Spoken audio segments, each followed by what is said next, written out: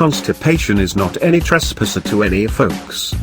At some purpose or the opposite, every folks has intimate this unpleasant organic process disorder. It's one in all the foremost continual GI issues, and it will hinder healthy defecation. To steer beyond constipation, you wish to make full on some fiber-rich foods and stomach-friendly foods.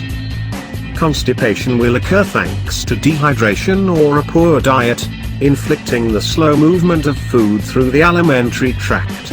It will even occur thanks to a disorder or illness. However, don't worry, many superfoods will boost the method of digestion and find the motion going.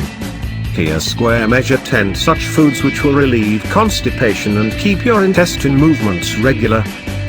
Constipation refers to gut movements that area unit infrequent or onerous to pass. The stool is commonly onerous and dry.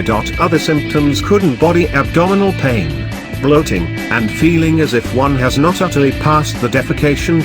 Complications from constipation could embody hemorrhoids, anal fissure or irregularity. The normal frequency of gut movements in adults is between 3 per day and 3 per week.